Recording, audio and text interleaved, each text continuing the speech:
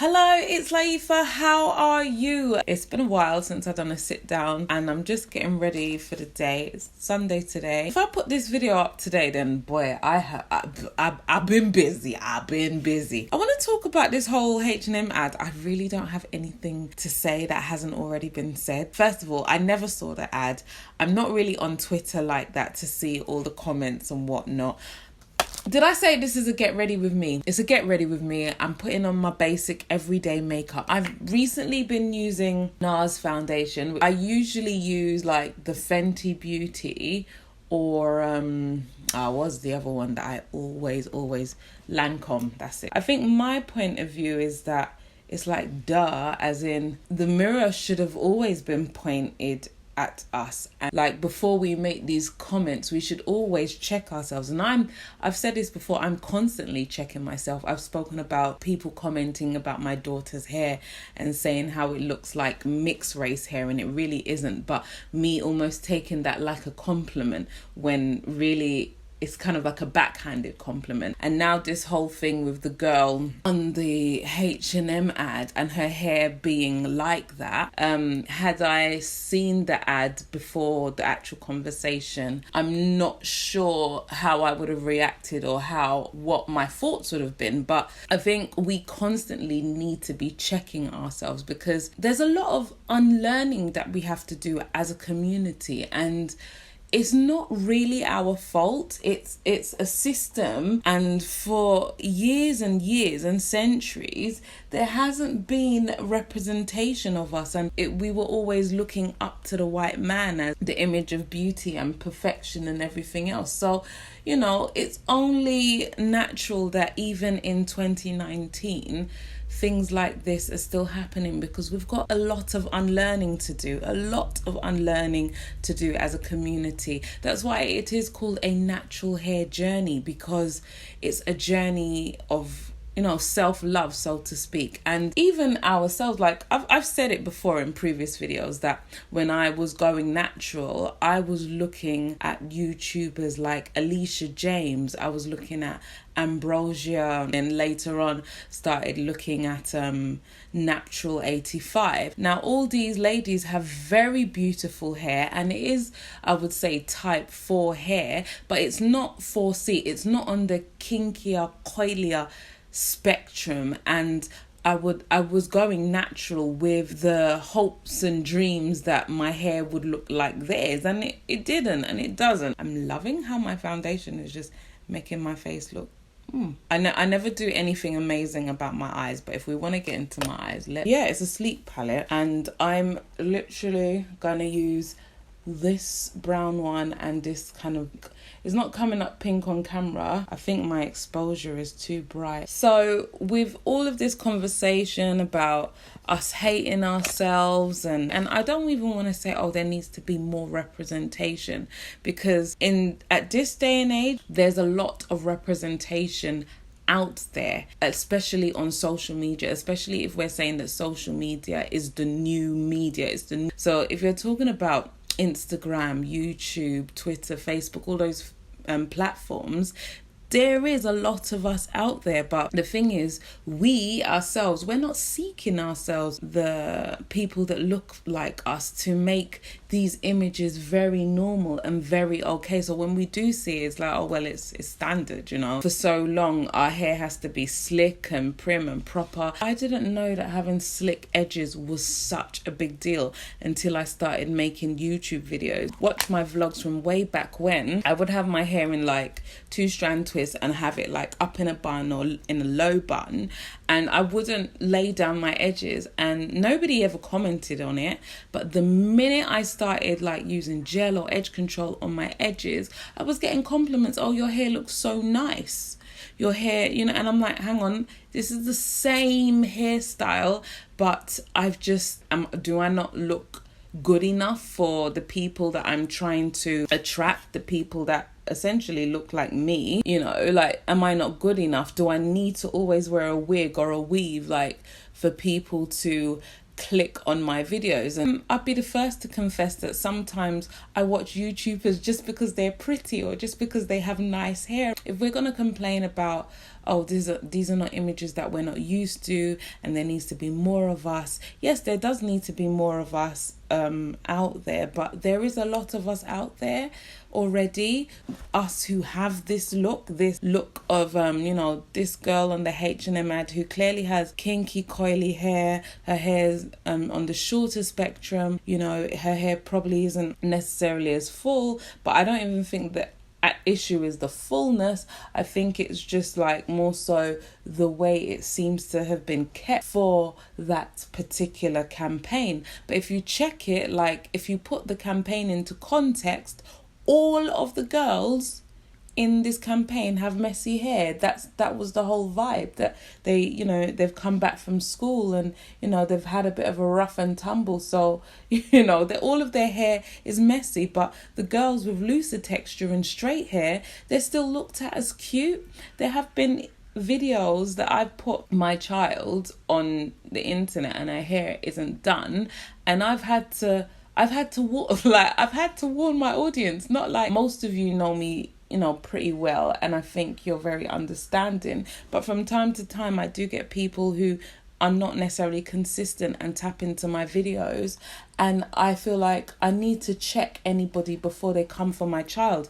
because the child is a baby. Don't try and do a Blue Ivy on my baby, because I even remember when people were bashing Blue Ivy's hair, I could not see, even then I couldn't see the problem. I was like, she's a baby, she's a child. How put money down that if she had a looser textured hair, it wouldn't be an issue. People were coming for Beyonce, and I couldn't understand.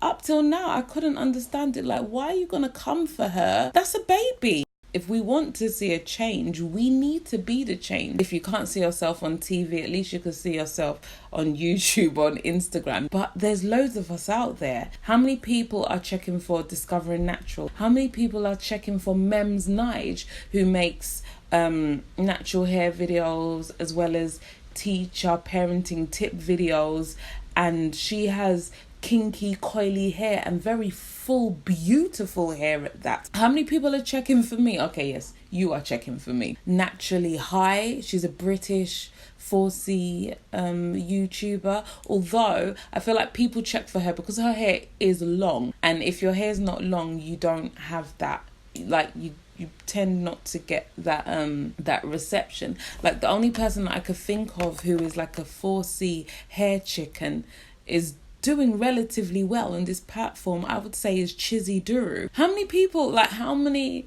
of us who look like us are checking? There are so many. We ourselves are not checking for ourselves. We can say that we are here and there is representation, because if YouTube is a platform that, so to speak, is turning ordinary people into superstars, then there are a plethora of superstars on this platform that are not being checked for because of their hair type. Really, we're not being fair on ourselves. What am I doing? I'm talking and I'm not putting on makeup. Oh gosh, girl. Multitask. I'm now using the Fenty Beauty contour stick and espresso. I just use what I have to hand, and I like to use my fingers as well to really get in there. Our hair might be well moisturized, but because of the nature of it, it tends to look dull. The light doesn't bounce off our hair very well because of the kinks and coils. Going off on a tangent completely, there's a particular hair salon that I want to go to in East London. I want to try it out. I haven't been to a hair salon in years, and I want to try this hair salon out. And I have been told by people like my friends who have hair type like mine that, oh no, they do my type of hair, but I'm scared to go there because on their website and on their Instagram, I don't see people with my hair type, so I don't feel very convinced or confident that if our hair's too short, we want it longer. Our hair's too long, it's unmanageable, it's too much to deal with, it's high maintenance. Now I'm going to take off this bonnet, don't scream. Oh, I've had it in a worse condition than this. So basically, for the past... Okay, my peppercorns have been brushed. But I genuinely feel like if her hair was like because right now my hair is so messy. It kind of looks somewhat matted because I haven't brushed it, and it's just been in this state for like about 3 weeks. Obviously I haven't gone out like this. I've worn a headscarf or whatever, or I just kind of neaten it up, so every time I go out I just rebrush it and leave it, go out like that. But where I'm going is, if her hair was longer and thicker but still messy, I honestly think there would have been less of a backlash. I've done a video on this. I will link it in the description box, but I've done a video talking about the length of hair and how like I had worn weave for the first time in ages, and how I got so many looks from the opposite sex, from men, like, and it was a different type of man as well. That just goes into a whole different subject about, depending on how your hair is, the kind of man that is attracted to you. I you know what I'm trying to say? I feel like it's not our fault. That's what I'm getting at. I'm just putting some moisturizer on my and instead of having it in two, I'm actually just gonna bunch it up and put it into one. And I've been using the Fola Care. Like, I really like this product. It's great. And I feel like nowadays we're getting a bit spoilt for choice, because it's not about the product, it's more about the technique. And now there are so many more products out there that are made by us, for us. Try not to do it too tight so I don't give myself a headache. I think I'm ready for the day. I've got lip gloss somewhere. So that's me. I'm ready for the day. Nothing special.